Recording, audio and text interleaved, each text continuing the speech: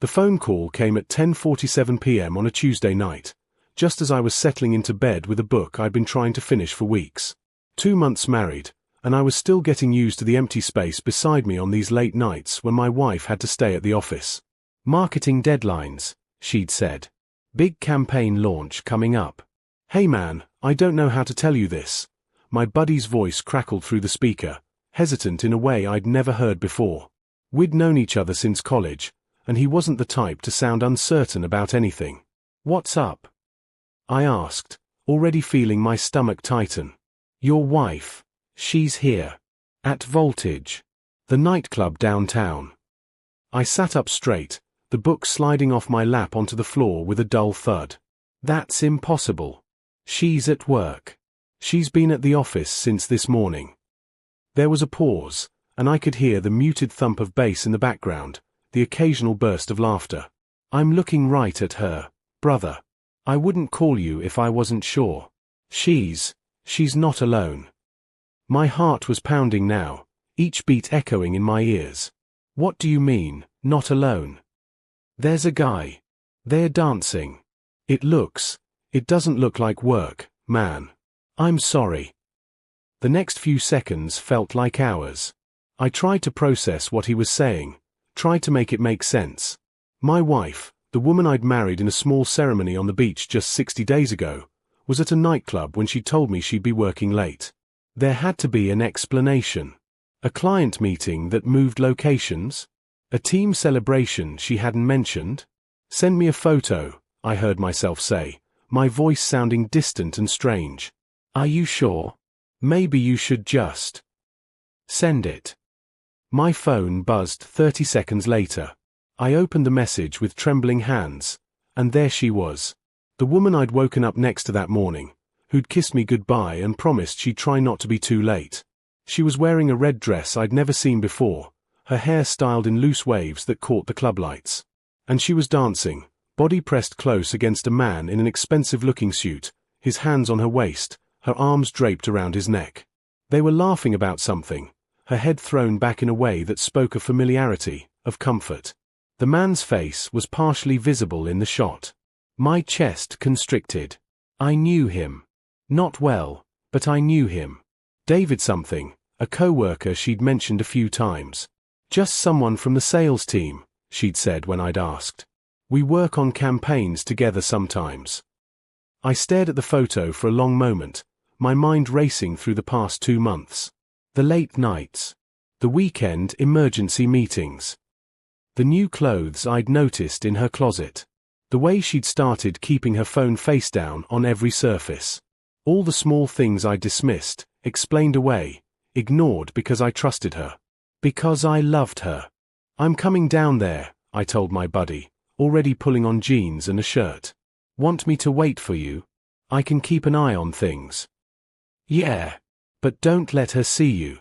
Don't let her know anyone's watching."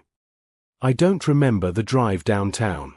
My hands gripped the steering wheel so tight my knuckles went white, my mind caught in a loop between denial and anger. There had to be an explanation. But that photo, the intimacy of it, the easy familiarity between them, kept burning behind my eyes every time I blinked. Voltage was a high-end club in the financial district, all glass and steel and velvet ropes. I'd never been there. She'd never mentioned wanting to go. As I pulled up across the street, I saw the line of well-dressed people waiting to get in, the valets parking luxury cars, the whole scene of a world I didn't know my wife inhabited. My buddy met me at the corner, his face grim. "They're still inside. Same spot, near the back bar. Man, I'm really sorry about this." I nodded, unable to speak. Part of me wanted to storm in there, to confront them both in front of everyone. But something held me back, a need to understand, to see the full picture before everything exploded. "I'm going in," I said finally. "Alone." The bass hit me like a physical force as I stepped through Voltage's entrance, the bouncer barely glancing at my ID before waving me through. Inside was a world of strobing lights, expensive perfume, and bodies moving in calculated rhythm. Crystal chandeliers hung from the ceiling, somehow both elegant and garish in the pulsing neon glow. This wasn't the kind of place my wife and I went together. We were movie night at home people, Sunday morning breakfast people. Or so I thought. I kept to the edges, moving through the crowd like a ghost. My buddy had texted me their exact location. Back corner, near the VIP section. As I navigated through the crush of people, I caught glimpses of my old life flashing through my mind. Our first date at that coffee shop near the university, the way she'd laughed at my terrible jokes, the morning she'd said yes to my proposal. Had any of it been real? Then I saw them. They were at a high-top table in a roped-off area, drinks in hand, leaning close to talk over the music. The red dress looked even more stunning in person, professional and seductive at once. David, I remembered his name now, David Chen from the campaign she'd mentioned last month, had his hand resting on the small of her back, casual and possessive. They looked like a couple. They looked like they belonged together.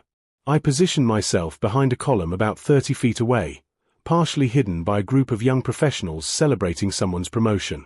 From here, I could watch without being seen. Every instinct screamed at me to march over there, to demand answers, to make a scene. But I forced myself to wait. If she was lying about being here, what else was she lying about? I needed to know the full truth.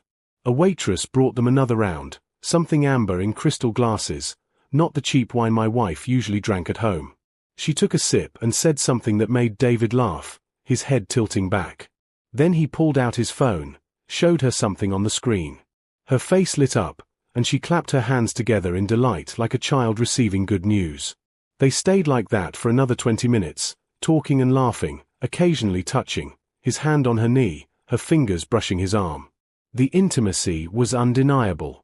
This wasn't a chance meeting or an awkward work obligation. This was comfortable. This was routine. My phone buzzed. A text from her, still at the office. Might be another hour. Don't wait up. Love you. I stared at those words, love you, while watching her whisper something in another man's ear. The casual cruelty of it hit me harder than any confrontation could have. She wasn't just lying about tonight. She was maintaining an entire fiction, keeping me in a carefully constructed bubble while she lived a completely different life. Around 11:30, they got up to leave. I watched as David helped her with her jacket, a sleek black leather piece I'd never seen before, and placed his hand on her lower back again, guiding her toward a side exit. I followed at a distance, my heart pounding so hard I thought it might burst through my chest. Outside, the cold November air hit like a slap. I hung back in the doorway as they walked to the valet stand. David handed over a ticket, and they stood close together, her head on his shoulder, his arm around her waist. A moment later, a silver BMW pulled up, his car, presumably. But instead of getting in, they stood there talking for a few more minutes. She kept checking her phone, glancing at the time. Then she kissed him. Not a polite peck on the cheek, but a real kiss, long and deep, the kind of kiss that told a whole story. When they finally pulled apart, she said something that made him smile, touched his face gently, then pulled out her own phone to call a ride. He drove away, and she stood there alone, her whole demeanor changing. The bright smile faded. Her shoulders slumped slightly. She looked tired suddenly, and older. She checked her reflection in her phone screen, adjusting her hair and wiping at her lipstick. Then she started walking, not toward the ride pickup area, but down the street toward the parking garage 2 blocks away. I followed, staying far enough back to remain invisible but close enough to see where she was going. She led me to the garage, up 3 levels, to a silver sedan I'd never seen before. Our apartment had 1 parking spot, which her car, a modest Honda, occupied. I'd assumed she drove that car everywhere. She got in, started the engine, then just sat there for a long moment, staring at the steering wheel. Even from across the garage, I could see her take a deep breath, like someone preparing for a performance. Then she pulled out her phone, typed something, and drove toward the exit. My phone buzzed again, finally leaving the office. Be home in 20. So exhausted. This campaign is killing me. I stood in that parking garage, in the harsh fluorescent light, watching her taillights disappear down the ramp. 20 minutes. She was giving herself 20 minutes to transform back into the woman I thought I knew. 20 minutes to shed whatever life she'd been living and slip back into ours. I had a choice to make. I could go home, confront her the moment she walked in the door, demand the truth. Or I could do what every instinct told me to do, wait, watch, and learn exactly who I'd married. I didn't go home that night. Instead, I checked into a hotel room 3 blocks from our apartment and texted her that I'd fallen asleep on the couch at my buddy's place after watching a game that ran late. She responded immediately, "No problem. Sleep well. See you tomorrow." XO.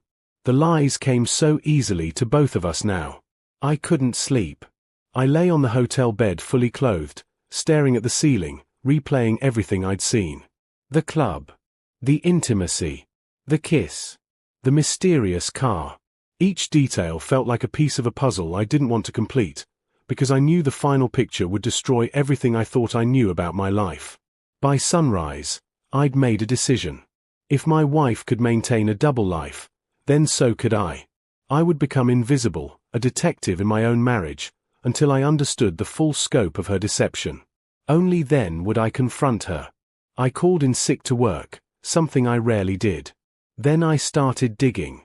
First, I checked our bank accounts. Our joint account showed nothing unusual: bills, groceries, gas. But when I looked at her personal credit card statement, we'd kept separate cards even after marriage, I found a pattern I'd been too trusting to notice before. Charges at Voltage every Tuesday and Thursday night for the past 6 weeks. Charges at an upscale restaurant I'd never been to. A purchase at a boutique that must have been where she got that red dress. Hair salon appointments I didn't know about. All of it adding up to hundreds of dollars a week, none of it ever mentioned. I felt sick. This wasn't a recent affair or a moment of weakness. This was systematic, planned, sustained. She'd been building a separate life with careful precision. Next, I did something I never thought I'd do. I tracked her phone. We'd added each other to a family location app when we got married, just for safety, she'd said. I'd never actually used it before. Now I watched as her blue dot moved from our apartment to her office downtown, arriving at 8:47 a.m., exactly when she'd said she'd be there. I spent the day gathering information like evidence for a trial. I called my buddy back, asked him questions. How long had they been at the club? Did he recognize David? Had he seen them there before? "Man, I don't usually go to Voltage," he admitted. "It's too expensive for my taste. But I was there last night for my company's holiday party. When I saw her, listen, the way the staff treated them, the way they walked straight into the VIP area without paying. They're regulars. The bartender knew their drinks without asking." Regulars. The word echoed in my head. How many Tuesday and Thursday nights had she told me about late work meetings, emergency campaigns, client dinners? How many times had I kissed her goodbye, told her I understood, encouraged her to focus on her career? That evening, I watched her blue dot leave the office at 5:30. But instead of heading home, it moved across town to an address I didn't recognize. I plugged it into Maps, a luxury apartment complex in the Pearl District, where one bedroom's rented for $3,000 a month. My hands started shaking. Was she living somewhere else? Did David live there? I drove across town, parked across the street from the building. 20 minutes later, I saw her walk out wearing gym clothes, hair in a ponytail, carrying a yoga mat. She looked fresh and relaxed, nothing like someone who'd been at work all day. She walked 2 blocks to a yoga studio, went inside. The mundane normalcy of it was somehow worse than discovering another nightclub visit. This wasn't just about an affair. She had an entire routine, an entire life, complete with exercise classes and apparently a second apartment. How was this even possible? How had I not noticed? I thought about our mornings together, the way she'd kiss me goodbye with what seemed like genuine affection. Our weekend brunches. The way she'd curled up next to me on the couch just last Sunday, watching old movies and eating popcorn. Had she been thinking about him? Planning her next escape? Counting down the hours until she could return to her real life? My phone rang. It was her. "Hey honey," she said, her voice warm and familiar. "I'm going to be late again tonight. The campaign director wants revisions on the whole strategy deck. I might not be home until 11. I could hear traffic in the background, the ambient noise of the city. She wasn't at an office. She was outside, probably walking back from yoga, planning her evening in her other life. "That's okay," I heard myself say, my voice steady despite the rage building in my chest. "I understand. Work comes first during busy season. You're the best. I don't know what I did to deserve you." The irony of that statement was so sharp it could cut glass. "Have you eaten?" I asked, testing her. "Oh, yeah, we ordered in some Thai food. I'm stuffed." Another lie, delivered without hesitation. I wondered if she even remembered what was true anymore, or if the lies had become so natural they were indistinguishable from reality. After we hung up, I sat in my car and made a list of everything I knew, everything I'd discovered. The nightclub. David. The secret credit card spending. The mysterious apartment. The constant lies about working late. The silver car I'd never seen before. But the biggest question remained unanswered. Why? We had problems like any couple, sure, but nothing that seemed to warrant this level of deception. We'd just gotten married. This was supposed to be our honeymoon phase, the easy part before life got complicated. Unless the marriage itself was the lie. Maybe I was the other life, the cover story, the respectable husband she could present to family and friends while she pursued whatever she really wanted with David. That thought hit me like a freight train. What if I was never the main character in my own marriage? What if I was just a supporting player in someone else's carefully scripted fiction? I woke up Thursday morning in my hotel room with a plan. If Tuesday and Thursday nights were her pattern, then tonight I'd follow her from the beginning, document everything, understand the full scope of her deception before deciding what to do with the information. I arrived at her office building at 5 p.m., parked where I could see the main entrance. Her blue dot on the tracking app showed her still inside, presumably wrapping up a legitimate workday before transitioning into whatever came next. The cognitive dissonance was staggering. She was actually at work, actually doing her job, and then somehow transforming into someone else entirely once the clock struck a certain hour. At 5:43, I saw her emerge from the building, but she wasn't alone. David was with her, and they were laughing about something, walking close but not touching. In public, they maintained a careful distance, the practiced choreography of people who knew they were hiding something. They walked 3 blocks to that same parking garage from Tuesday night. I followed in my car, hanging back far enough to remain invisible. They both got into the silver BMW, his car, I'd confirmed through some online searching. So the sedan she'd driven on Tuesday must have been hers, this mysterious second car I'd never known existed.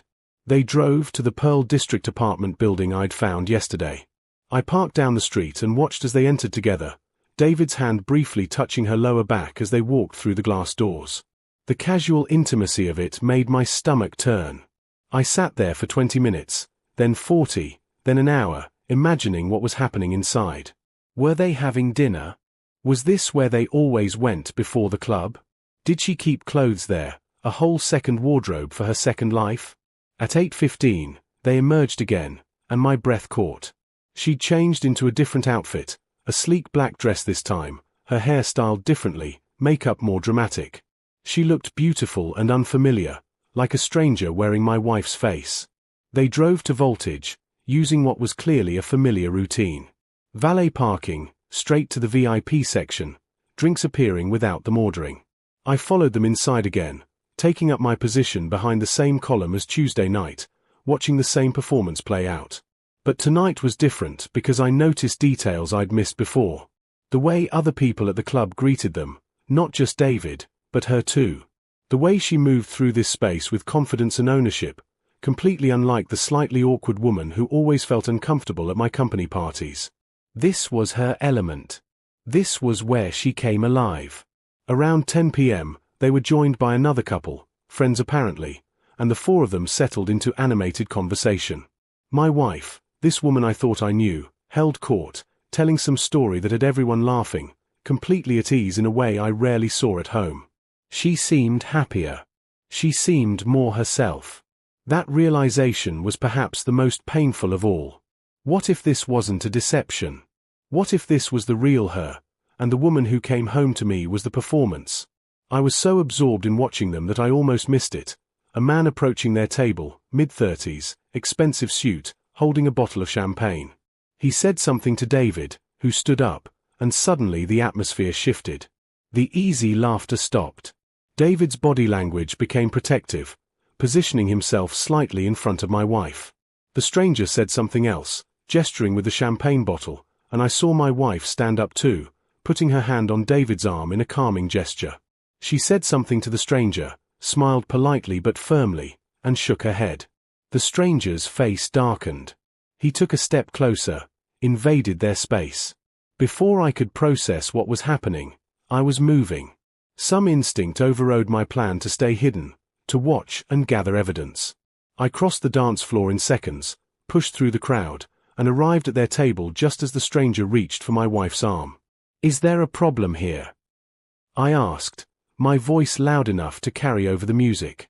Everyone froze. The stranger turned to me, annoyed. David's face registered confusion.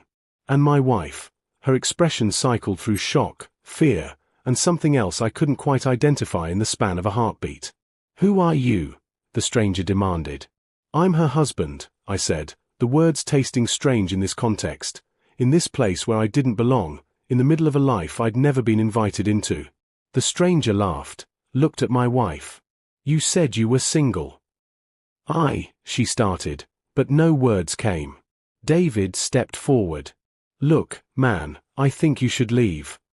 I should leave. The absurdity of the situation hit me. That's rich, coming from the guy who's been sleeping with my wife. The music seemed to fade into the background. The other couple at the table suddenly found reasons to be elsewhere. People nearby were starting to stare, sensing drama. My wife grabbed my arm. "Not here. Please. Can we go somewhere and talk?" "Talk?" I pulled away from her. "You want to talk now? After weeks of lies? You've been following me." It wasn't a question. Her voice was quiet, sad rather than angry. "Following you? I've been trying to understand who I married. Turns out, I have no idea." David moved between us. "Hey, I think everyone needs to calm down." "You don't get to talk," I cut him off. "You don't get any part of this conversation." Security was approaching now, two large men in black suits cutting through the crowd. The stranger who'd started all this had disappeared, probably sensing things were about to get worse. My wife looked at me with tears in her eyes, her carefully applied makeup starting to run. "Please. I can explain everything. Just not here. Please." We ended up in a 24-hour diner 6 blocks from the club, the fluorescent lights harsh and revealing after the darkness of Voltage. My wife sat across from me in a booth by the window, still in her black dress, mascara streaked down her cheeks. She'd aged a decade in the past hour. David had tried to come with us, but I'd made it clear that if he followed, I'd make the scene at the club look like a warm-up act. The waitress brought coffee neither of us touched. Outside, the city moved on, indifferent to the implosion of my marriage. "How long have you known?" she asked finally, her voice barely above a whisper. "Since Tuesday. My buddy saw you at the club." She nodded slowly, like this confirmed something she'd been suspecting. I wondered. "You've been different the past few days. Distant." The irony of her accusing me of being distant made me laugh, a bitter sound that had nothing to do with humor. "I've been distant? That's really what you want to lead with?" "No. I'm sorry. That came out wrong." She wrapped her hands around the coffee mug, seeking warmth. "Everything I say is going to come out wrong. Then try the truth. Just once, try the truth." She was quiet for a long moment, staring into her coffee like it held answers. When she finally spoke, her voice was different, stripped of pretense, raw and honest in a way I'd never heard before. "My name isn't really Sarah." I blinked, certain I'd misheard. "What?"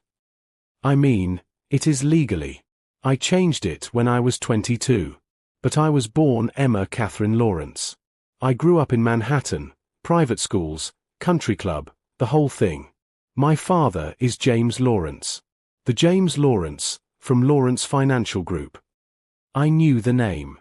Everyone knew the name. One of the wealthiest families in New York, old money and new real estate empires. "You're lying." I wish I was. She finally looked up at me, and I saw something in her eyes I'd never seen before, not guilt, but exhaustion. When I was 21, I told my family I didn't want their life. I didn't want to be Emma Lawrence, socialite and future wife to whatever hedge fund manager they'd picked out for me. I wanted to be normal. I wanted to find out who I was without the money and the name and the expectations. So you just left. I ran. Changed my name, moved to Portland, got a normal job, built a normal life. For 6 years, I was Sarah Mitchell, regular person with a regular life. And then I met you, and you were kind and genuine and everything my old world wasn't. You loved me for who I said I was, not for my last name or my trust fund.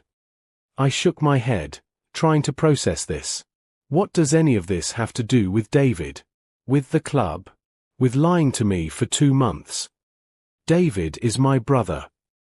The words hung in the air between us. I replayed every interaction I'd witnessed, recontextualizing everything through this new lens. The intimacy that had seemed romantic suddenly looked familial. The way he'd protected her from the stranger at the club. The casual comfort between them. Your brother, I repeated flatly.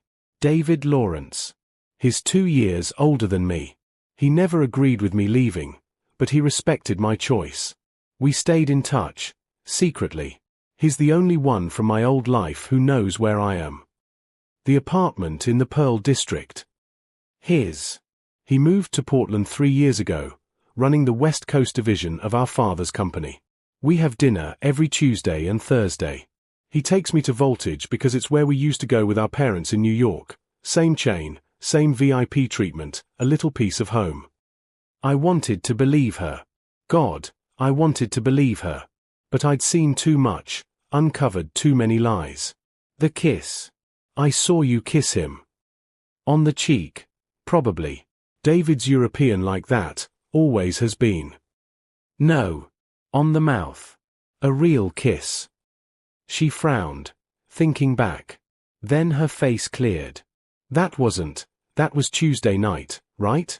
Right before he left. I nodded, my jaw clenched. He told me that Dad has cancer. Stage 4. Maybe 6 months. Her voice broke. That kiss was goodbye, in a way. Because if I go back to see Dad, if I go home, I can never be Sarah again. The press, the family, everyone would know where I've been. And you'd know who I really am. I already don't know who you are. She flinched like I'd slapped her. I know I've handled this all wrong. I should have told you before we got married. I should have told you when David moved here.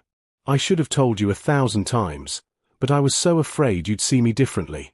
That you'd want Emma, the heiress, instead of Sarah, the marketing manager. You lied about working late. About client meetings. You maintained an entire secret life. To see my brother. To maintain one connection to my family while trying to build a real life with you. Do you know how exhausting it is to pretend you have no past? To edit every story, every memory, every casual reference to childhood? I wasn't cheating on you. I was just trying to be 2 people at once, and I'm so tired of it. She was crying now, really crying, her shoulders shaking. Part of me wanted to reach across the table, to comfort her the way I always had. But another part, the part that had spent 3 days unraveling lies, stayed frozen. The second car. Mine. From before.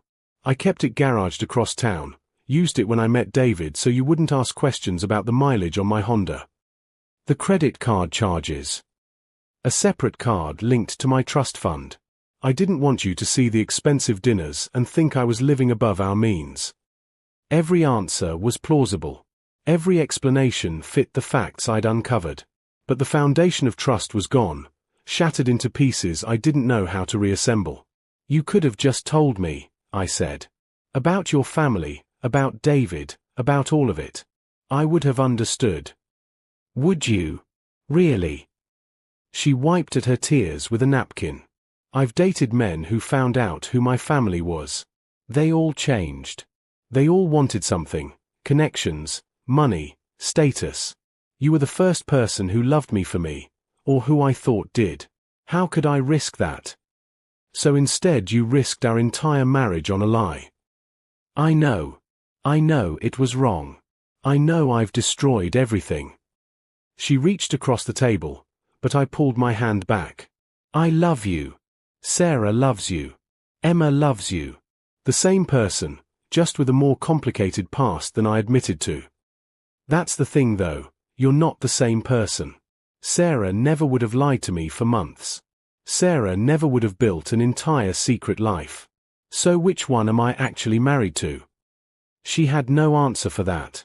We sat in silence as the sky outside began to lighten, the city preparing for another day.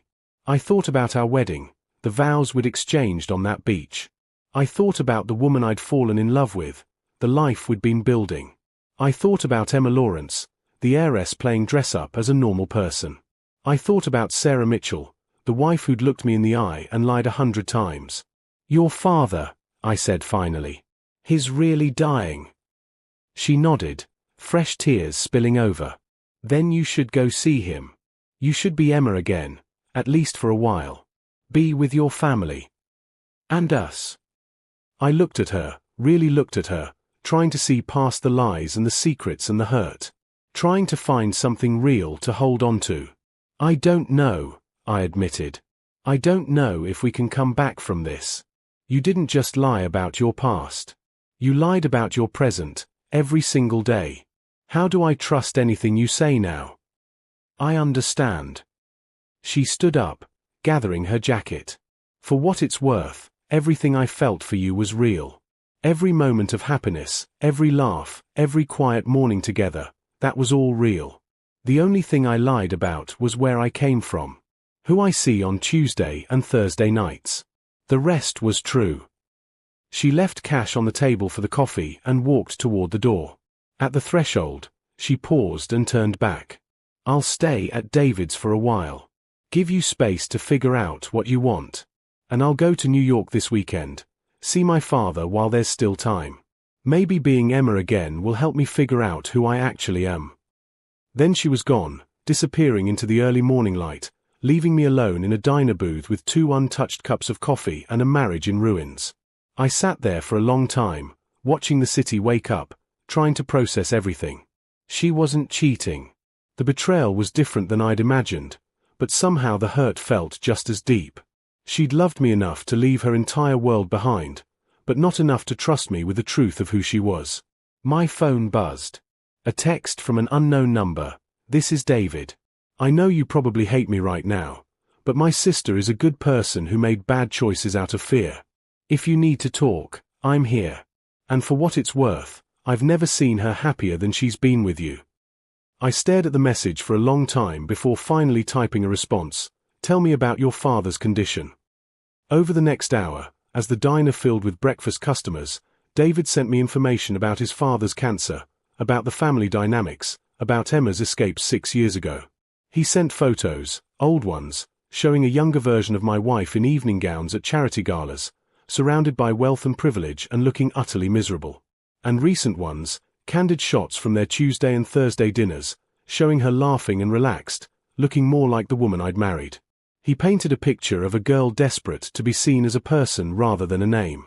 Of a family that loved her but couldn't understand her need to be ordinary. Of a brother who'd supported her choice while remaining part of both worlds. The sun was fully up now, and I realized I had a decision to make. I could walk away, let the lies poison everything we'd built, protect myself from future hurt. Or I could try to understand, to see this not as a betrayal but as a woman so afraid of losing love that she'd hidden the parts of herself she thought would drive me away. Neither choice felt right. Neither choice felt safe. I paid my bill and walked out into the morning, no closer to knowing what I'd do. But as I headed toward my car, I found myself not driving home or to the hotel. Instead, I drove to a jewelry store that was just opening, where a confused clerk showed me necklaces while I tried to explain what I was looking for. Something that says I'm angry and hurt, but I also understand that people are complicated and love doesn't always look the way we expect it to, I told him. He blinked. We have pearls. I ended up buying a simple silver necklace with 2 intertwined pendants. One smooth and polished, one rough and unfinished. Perfect and imperfect. Together. I didn't know if my marriage would survive this. I didn't know if I could learn to trust her again. But I knew that I couldn't make that decision in anger, after 3 days of surveillance and 1 night of revelations. So I would wait. I would think. I would let her go to New York and be Emma Lawrence one more time. And when she came back, if she came back, we would start over. Not as Sarah and her devoted husband, or Emma and her escape plan, but as 2 complicated people trying to figure out if love was enough. The necklace sat in its box on my passenger seat as I drove, neither promise nor ending, just a question waiting to be answered.